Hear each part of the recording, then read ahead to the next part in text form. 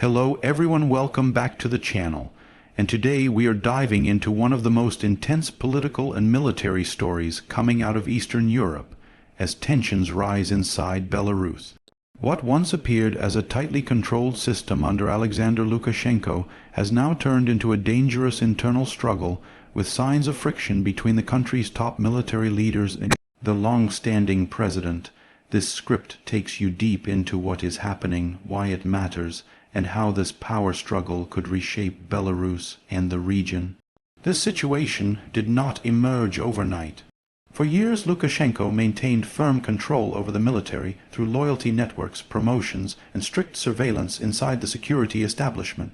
However, the past few years have brought a series of pressures that have weakened the trust between the presidency and certain high-ranking commanders. Economic instability, unpopular policies, disputes over Belarus's role in the war involving Russia and Ukraine, and growing dissatisfaction within the ranks have gradually created cracks in the system. Officers who once remained silent are now signaling discomfort, and their disagreements have begun to surface in subtle yet unmistakable ways. Many analysts believe this internal friction is driven by a combination of political fatigue and strategic concerns. Senior commanders are unhappy with the president's continuous alignment with Moscow, fearing that Belarus's military could be dragged into a conflict it cannot afford to fight. They also see how the country's economy is struggling, how sanctions are impacting military budgets, and how Lukashenko's decisions are costing the army both reputation and resources. Some officers have reportedly grown frustrated with the lack of modernization and the limited autonomy of Belarus's armed forces. They believe the presidency interferes too much in military strategy, turning the army into a political tool rather than a professional institution. Another key part of the growing tension is the generational difference within the military. Younger officers coming up the ranks are better educated, more connected through global networks, and less tolerant of old-style authoritarian command structures. They look at Ukraine's evolving military model, the Baltic states' modernization, and Poland's rapid military build-up, and wonder why Belarus remains stuck in outdated methods. Many of them have quietly expressed that the country's direction needs to change, and some of their senior commanders are starting to think the same way. Political pressure intensified after the controversial 2020 election, which triggered massive protests. During that period, Lukashenko leaned heavily on the military and security services to maintain control. While some officers executed orders without hesitation, others were deeply uncomfortable with being used for domestic suppression. This caused internal divisions that never fully healed. Now those divisions are resurfacing as larger disagreements about the future of the country. The situation escalated when rumors began circulating that certain generals were privately challenging Lukashenko's decisions, especially his close ties with Russia. These private disagreements began manifesting as strategic hesitation, policy delays, and subtle refusals to fully endorse presidential directives. While nothing has yet turned into a full-scale rebellion, the friction has become too visible to ignore. The government has responded by reshuffling military leadership, tightening surveillance, and forcing loyalty statements. Yet these measures are only amplifying suspicion rather than resolving it.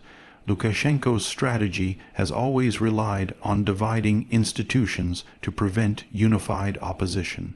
But this approach is now becoming risky because the military is not just another political branch. It is the backbone of national stability. Any perceived weakness or dissent within military ranks can create ripples across the entire system.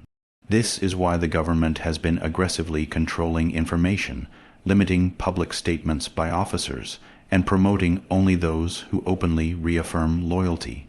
Still, the underlying dissatisfaction continues to spread. One of the most important factors fueling the conflict is the relationship between Belarus and Russia. While Lukashenko depends heavily on Moscow for economic and political support, many Belarusian commanders fear that following Russia too closely could compromise national sovereignty. They do not want Belarus to become an extension of another country's military strategy. Some officers have publicly expressed concerns about foreign troops stationed in Belarus, joint exercises that they feel undermine independence, and the possibility that Belarusian soldiers might be pressured to support Russian operations. At the same time, Lukashenko is navigating a delicate balance. He knows that distancing himself from Russia could lead to severe consequences, both economically and politically. This creates a dangerous environment where the president must appease Moscow while also trying to maintain control over his increasingly anxious military leadership. The pressure from both sides is contributing to the growing divide within the government. The generals challenging Lukashenko's authority are not necessarily united, nor do they all want the same outcome. Some want reforms, some want more autonomy, and others simply want to protect the army from political entanglements. But they share a common belief that the current leadership is leading Belarus toward instability. What makes this particularly dangerous is that even small disagreements inside a military hierarchy can rapidly escalate if the political environment becomes volatile. Many Belarusians are watching the situation closely, sensing that something significant is happening behind the scenes.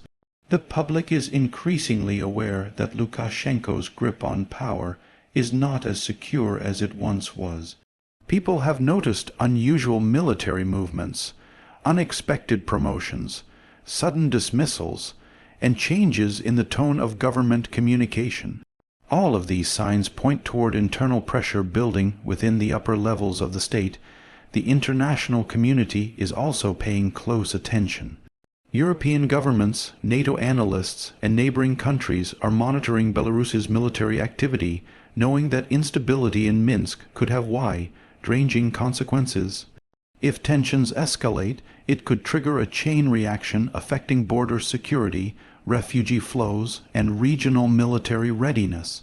Countries near Belarus are quietly preparing for possible outcomes, ranging from political transition to internal collapse or external intervention. Meanwhile, Lukashenko continues acting as though he is fully in control, even though his actions betray a sense of urgency.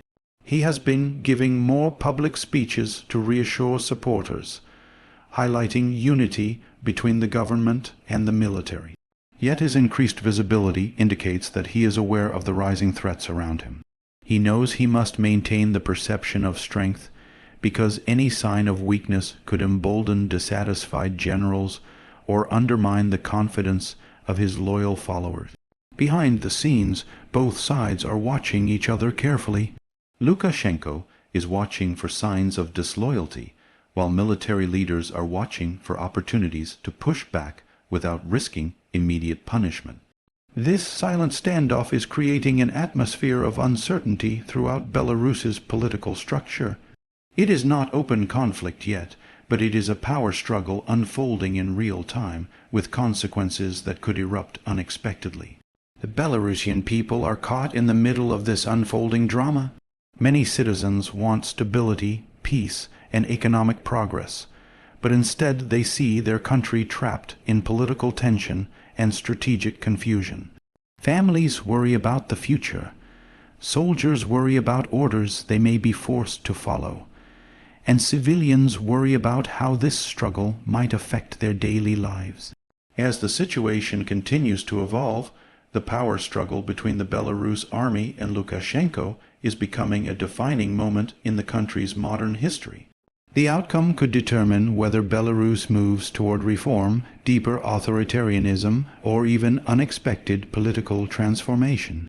The military's role will be decisive, and how it acts or refuses to act will shape the nation's future. For now, the world watches closely, waiting to see if these internal tensions will remain hidden or spill into the open. The longer the pressure builds, the higher the risk of a major shift. This story is far from over, and in the coming months we may witness events that dramatically change the direction of Belarus. If you found this detailed breakdown helpful, stay tuned for more deep analyses on global political developments, military dynamics, and unfolding power struggles happening around the world.